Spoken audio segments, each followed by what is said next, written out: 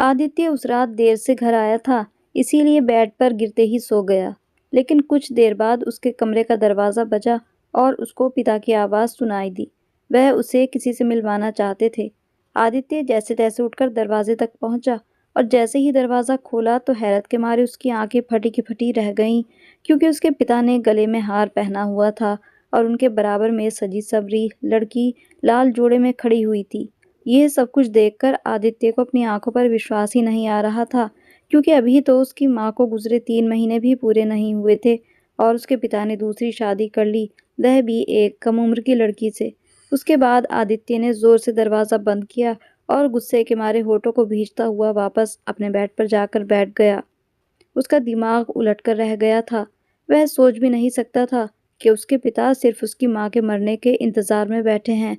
और हैरानी तो उस लड़की पर थी जो एक जवान बेटे के पिता के साथ उसके घर में चली आई थी। यकीनन ये उसके पिता के दौलत की कशिश थी, जिसने उस लड़की को यह भी नहीं सोचने दिया कि पिता और उसकी उम्र में कितना ज़्यादा फ़र्क है। लेकिन अब आदित्य के गुस्सा करने या कुछ भी सोचने से क्या हो सकता था। उसके पिता को जो करना था वह कर चुके थे। आदित्य सारी रात जैसे अंगारों पर लौटता रहा। नींद उसकी आंखों से हजारों मील दूर थी। उसे बार बार अपनी माँ और उनकी कुर्बानियाँ याद आ रही थी, जिनके बदले में उन्हें जीते जी भी कुछ नहीं मिला था और उनके जाने के बाद उनकी जगह भी किसी और को दे दी गई थी। आदित्य राजेश सेठ का बेटा था, लेकिन लगता था कि वह सिर्फ अपनी माँ का ही बेटा है, जो उसे दुनिया में सबसे ज़्यादा प्यार करती थी। उसका नाम भी उसकी माँ ने ही रखा था, इसीलिए उसे अपना नाम भी बहुत प्यारा था। अपने नाम के साथ अपने पिता का नाम उसे बिल्कुल भी पसंद नहीं था। उसकी वजह ये नहीं थी कि उसका पिता कोई बहुत बुरा इंसान था या दुनिया को उन्होंने परेशान कर रखा था। नहीं, ऐसा बिल्कुल भी नहीं था, बल्कि समाज तो उनकी प्रशंसा करते थकता नहीं था। वह तो उसके पिता के इस तरह गुण गाते थे, जैसे उनके पिता राजेश ही उनके घरों को चला रहे हों, या फिर अगर वह नाराज़ हो गए, तो उनकी ज़िंदगी भी वहीं थम कर रह जाएगी। आखिर ऐसा क्यों ना होता? उसके पिता राजेश अपनी सारी ज़िंदगी नाम कमाने में ही तो गुज़ारी थी। एक किसान का बेटा जब गांव से पढ़ने की खातिर शहर गया और अपनी मर्जी के हिसाब से पढ़ लिख कर जब उसने शहर में अपना कारोबार शुरू किया, तो खुद को सेठ राजेश कहलवाना शुरू कर दिया। और फिर उन्होंने क्या कुछ नहीं किया, दुनिया वालों की नज़र में अपना एक बहुत बड़ा और ऊंचा मकाम बनाने में वह कामयाब हो गए थे। दरअसल आदित्य के पिता राजेश एक गांव के छोटे से किसान के बेटे थे। गरीब माता-पिता के साथ गांव के एक छोटे से कच्चे घर में आँख खोलने वाले अपने माता-पिता के इकलौते बेटे थे, जिसे उन्होंने बड़ी मुरादों के बाद पाया था। इसीलिए अपने माता-पिता का सारा ध्यान और प्यार उन्हीं को मिला था। राजेश के पिता की गांव में थोड़ी बहुत ज़मीनें थीं, जहां पर वह काम करते थे और उनका ज़्यादा कुछ नहीं था। दिन-रात मेहनत करने के बाद भी फसल अच्छी नहीं होती थी, लेकिन किसी तरह गुज़र हो रहा था। राजेश के पिता किसी भी तरह अपना और अपनी बूढ़ी माँ का पेट पाल रहे थे। फिर जब उनकी माँ ने उनकी शादी करवाई, तो उनके पिता पर माँ के साथ-साथ पत्नी की ज़िम्मेदारी भी आ गई, जिसे उन्होंने बड़ी खुशी से कबूल किया। वह अच्छे से अच्छी बेहतरीन ज़िंदगी जीना चाहते थे। अच्छे समय के इंतज़ार में उन्होंने अपनी पूरी जवानी गुज़ार दी, लेकिन हालात में कुछ ज़्यादा बदलाव नहीं आ सका। शादी के 7 साल बाद जब राजेश पैदा हुए, तो उनके माता-पिता ने पूरे गाँव में मिठाइयाँ बाँटी। अपनी हैसियत से बढ़कर उन्होंने जैसे-जैसे राजेश बड़ा होने लगे, उनके माता-पिता ने अपना सब कुछ अपनी इकलौती औलाद पर कुर्बान करना शुरू कर दिया। उनके पिता चाहते थे कि उनका इकलौता बेटा पढ़ लिख कर अपने पैरों पर खड़ा हो जाए, जबकि उनके छोटे से गांव में प्राइमरी तक छोटा सा स्कूल था, जहां पर राजेश 5वीं क्लास तक पढ़े। उसके बाद उनके पिता ने अपने एक दोस्त के सहारे राजेश को शहर भेज दिया। वहाँ जिस स्कूल में राजेश का एडमिशन हुआ, उसके हॉस्टल में राजेश को रखा गया। इस सारे काम में जो खर्चा हुआ, वह उनके पिता की सोच से भी बहुत ज़्यादा था, लेकिन उन्होंने उफ तक नहीं की और बड़ी खुशी से बेटे की पढ़ाई का खर्चा सहन करते रहे। ज़मीन और दुकान से जो कमाते थे, उसका आधे से ज़्यादा हिस्सा तो वह राजेश की पढ़ाई और उसकी परवरिश पर खर्च करते थे। खुद दोनों पति-पत्नी ने बड़ी मुश्किल से गुज़ारा किया, लेकिन राजेश को उन्होंने किसी चीज़ की कमी नहीं होने दी। इसी तरह राजेश ने मैट्रिक कर लिया, लेकिन वह आगे पढ़ने पर तैयार नहीं थे, जबकि उनके पिता चाहते थे कि उनका बेटा डॉक्टर बने। राजेश पढ़ाई में कुछ खास अच्छे भी नहीं थे। वह तो बस शहर में कदम जमाने की खातिर अपने बूढ़े माता-पिता को पढ़ाई का झांसा देते रहे। ना मेहनत करते थे और ना ही आगे पढ़ने का कोई इरादा रखते थे। बल्कि उन्होंने इस सारे समय के दौरान शहर में अपने दोस्तों और यारों के ज़रिए कई लोगों से जान-पहचान बढ़ाई। राजेश ने 10वीं में पहुंचने तक बहुत सारी योजनाएं बना ली थी। वे शहर में कोई ऐसा कारोबार करना शुरू करना चाहते थे जिससे कम समय में ज़्यादा पैसा कमा सके, क्योंकि उन्हें अच्छी तरह पता था कि अगर मेडिकल में जाने के लिए जान खपाते रहे तो सारी सारी ज़िंदगी ऐसे ही गुजरेगी। पिता शुरू से ही कुछ ऐश परस्त थे। उन्होंने जो सोच रखा था उसके बारे में अपने घर वालों से भी नहीं बताया। बस वह अपने पिता से ज़्यादा पैसों की डिमांड करने लगे। फिर आखिरकार उनसे साफ-साफ बात कर ली और अपने बिज़नेस के इरादे को अपने पिता के सामने रख दिया। राजेश चाहते थे कि उनके पिता अपनी दुकान और ज़मीन बेचकर राजेश को सारा पैसा दे दें। यहाँ तक कि उनका बस चलता तो वह अपने माता-पिता का छोटा-सा कच्चा मकान भी ना रहने देते।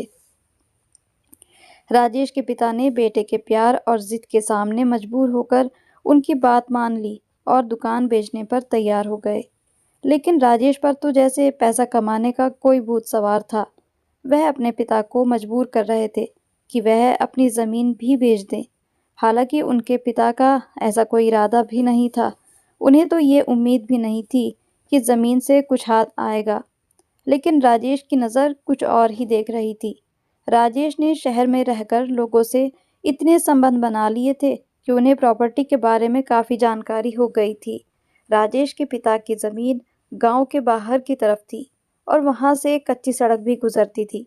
राजेश को ये पता हुआ कि वहां पर कोई कॉलोनी बनेगी और फैक्ट्री भी लगेगी। तब राजेश के अंदाज के हिसाब से वह ज़मीन बहुत महंगे दामों पर बिक सकती थी, क्योंकि वहां पर लगभग ज़मीन ऐसी थी जो ज़्यादातर बंजर थी। इसीलिए कोई भी फैक्ट्री और हाउसिंग सोसाइटी का काम बड़े आराम से हो सकता था और गरीबों से कम दाम में ज़मीन खरीदना भी इतना मुश्किल काम नहीं था। लेकिन हैरत की हद तो तब हो गई जब वह ज़मीन सचमुच में ही ज़्यादा कीमत में बिकने लग गई। राजेश के पिता फिर भी वह ज़मीन नहीं बेचना चाहते थे, लेकिन राजेश ने खुद ही अपनी जानकारी के द्वारा उस ज़मीन की कीमत लगवाई और ज़बरदस्ती अपने पिता से अंगूठा लगवाकर ज़मीन बेच दी और साथ ही दुकान का सौदा भी कर दिया। राजेश ने यह भी नहीं सोचा कि उनकी बूढ़ी माँ उन दिनों कितनी बीमार थी। उन्होंने अपने इकलौते बेटे की इस बेहिसी को दिल पर ले लिया और इस दुख में दुनिया को छोड़कर चली गई। राजेश की माँ की मौत के बाद उनके पिता जैसे टूट से गए थे। उसके बाद राजेश ने सारा का सारा पैसा कारोबार में इन्वेस्ट कर दिया और फिर अपने पिता को हर महीने गांव में कुछ खर्चा भिजवाने लगे थे। लेकिन अभी भी उनकी नज़र गांव के उस घर पर थी जिसे बेचकर कुछ ना कुछ हाथ आ सकता था। इसीलिए मजबूर होकर राजेश अपने पिता के घर जाते थे और बूढ़े बीमार पिता के लिए चिंतित होने का ड्रामा भी करते थे। उस समय राजेश के पिता ने उनके सामने अपनी एक इच्छा बताई कि वह राजेश की शादी अपने एक रिश्तेदार की बेटी से करवाना चाहते थे, जो कि विधवा औरत थी और अपनी बच्ची के साथ अपने पिता के घर सारी जिंदगी गुजार चुकी थी। राजेश ने सोचा कि शादी करने में क्या हर्ज है। इस तरह पिता की नज़रों में थोड़े अच्छे भी बन जाएंगे और गांव की किसी सीधी सादी लड़की से शादी भी कर लेंगे, जिसे सारी जिंदगी अपनी मर्जी के हिसाब से चलाना भी आसान होगा। इस तरह राजेश की शादी आदित्य की मां मीना देवी से हो गई। इस शादी के कुछ महीनों बाद ही राजेश के पिता भी दुनिया से चले गए और राजेश ने वह मकान भी बेच दिया और अपनी पत्नी को लेकर शहर में शिफ्ट हो गए। राजेश तो पहले ही शहर में रच बस चुके थे, लेकिन माँ के लिए शहर का माहौल बिल्कुल नया और अलग सा था, क्योंकि उन्होंने सारी जिंदगी एक छोटे से गांव में गुजारी थी और वह भी ऐसे घर में जहाँ पर वह दूसरों की मोहताज थी, पिता और भाई के प्यार से वंचित। जिंदगी में बहुत ही ज़्यादा कमियां थीं, इसीलिए मीना को दुनियादारी नहीं आती थी। वह तो बड़ी सीधी सादी और भोली भाली औरत थी।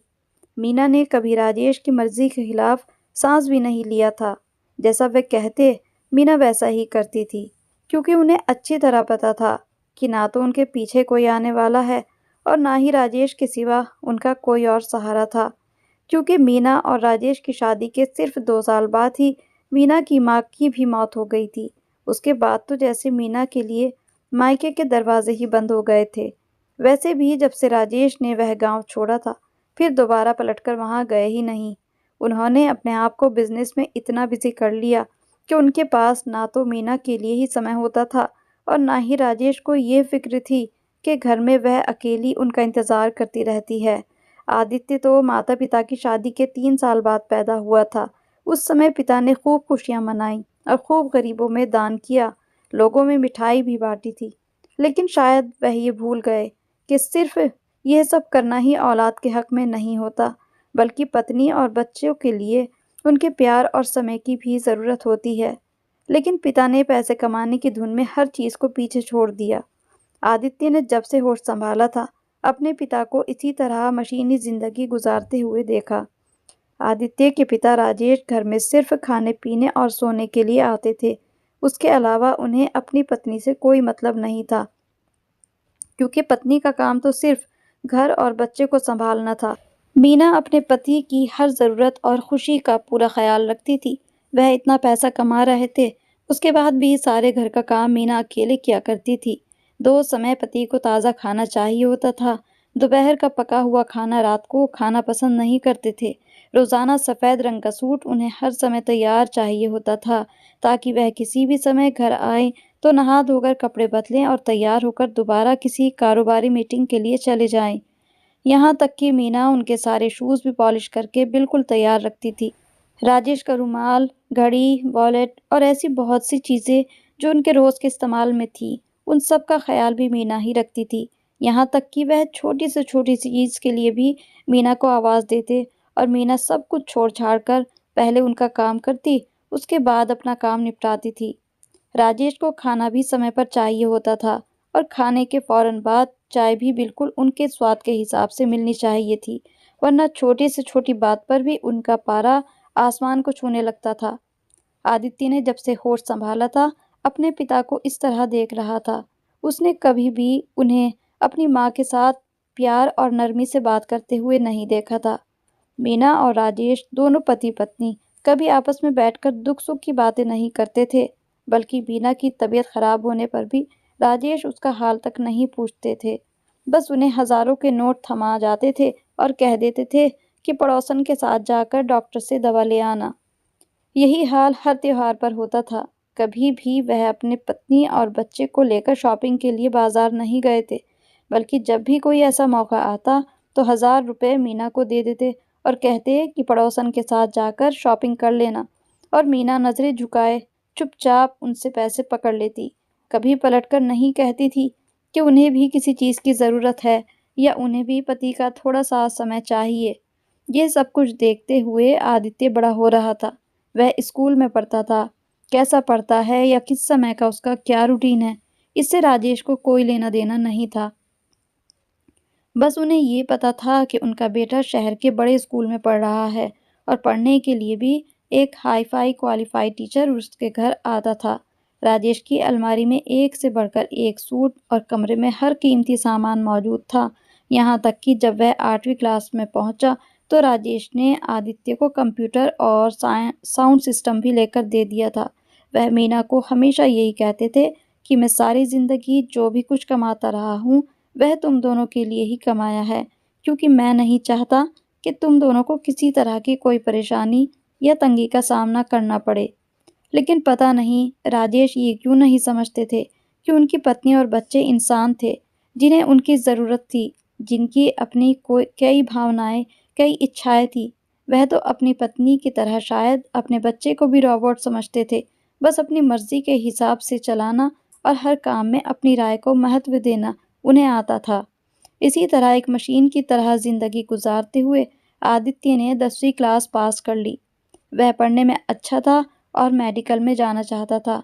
इसीलिए कॉलेज में एडमिशन लेने के बाद उसने अपने दिमाग को पूरी तरह तैयार कर लिया था। उसे हरगिज़ अपने पिता के बिज़नेस का हिस्सा नहीं बनना था। ना ही उसे इस बात में कोई दिलचस्पी थी कि वह अब एक फैक्ट्री के मालिक बन चुके थे। बेशक वह फैक्ट्री छोटी-सी थी, लेकिन ज़रूरत से ज़्यादा नोट छापने की मशीन भी वही थी। आदित्य इस रुपए पैसे से कोई दिलचस्पी नहीं लेता था, इसीलिए उसने मेडिकल फील्ड में जाने का इरादा कर लिया था, क्योंकि उसे अब अपने तरीके और अपनी मर्ज़ी से भी जीना था और अपनी माँ के लिए भी कुछ करना था। लेकिन इससे पहले कि वह अपनी माँ के लिए कुछ कर पाता, बदकिस्मती से उसकी माँ की तबीयत बहुत ख़राब रहने लगी और जब उसने उनके 4 टेस्ट करवाए, तो पता चला कि उन्हें कैंसर है। यह खबर आदित्य के लिए किसी क़यामत से कम नहीं थी। वह सोच भी नहीं सकता था कि उसकी माँ, जिसने पैदा होने के बाद से अब तक अपनी ज़िंदगी में सिर्फ़ मुश्किलें और दुःख देखे थे, सब कुछ होते हुए भी जिसने हर चीज़ पर सब्र किया था, उसे अब इतनी बड़ी बीमारी ने घेर लिया था। ऐसा कैसे हो सकता था? लेकिन राजेश को इस बात से भी कोई फ़र्क ना पड़ा। राजेश को तो अपने पैसे का घमंड था। उनके ख़्याल में पैसा हर दर्द की दवा है। राजेश ने मीना का इलाज करवाना शुरू तो कर दिया। शहर के अच्छे और बड़े हॉस्पिटल में उनका इलाज चल रहा था, लेकिन बस जान-पहचान और फ़ोन करके अपॉइंटमेंट का कह देना, वह अपना फ़र्ज़ समझते थे। वह कभी भी अपनी पत्नी को लेकर हॉस्पिटल गए ही नहीं, ना ही उन्हें ये पता कि कौन-सी दवा मीना को कब देनी है। यह सब कुछ आदित्य देखता था। वह उसे उस समय एंट्री एग्ज़ाम की तैयारी भी कर रहा था और अपनी माँ के साथ ज़िंदगी और मौत की जंग भी लड़ रहा था। लेकिन उन दोनों ही मैदानों में उसे हारना नहीं था। अपनी माँ की सेवा भी करनी थी और एंट्री टेस्ट भी पास करना था। आदित्य अपनी माँ के कमरे में रात-रात भर बैठकर पढ़ाई करता रहता था कि उनका ख़्याल भी रख सके और अपने टेस्ट की तैयारी भी कर सके। हालाँकि मेडिकल कॉलेज में एडमिशन दिलवाने उसके पिता के लिए बिल्कुल मुश्किल काम नहीं था, लेकिन आदित्य नहीं चाहता था कि उसके पिता इस मामले में उस पर एक एहसान करें। अपनी माँ की दुआओं से आदित्य का मेडिकल कॉलेज में एडमिशन हो गया। वह खुश था कि मैंने अपनी मेहनत से एडमिशन लिया है। फिर इसी तरह समय गुज़रने लगा। जब वह मेडिकल के दूसरे साल में था, तब उसकी माँ अपनी लेकिन तभी आदित्य को उस तूफ़ान ने आकर घेर लिया था, जिससे वह बचना चाह रहा था। आखिर ऐसा कौन-सा तूफ़ान उसकी ज़िंदगी में आया था, जिसने उसके सारे सपनों को तोड़ कर रख दिया था? जानने के लिए पढ़िए इस कहानी का अगला भाग।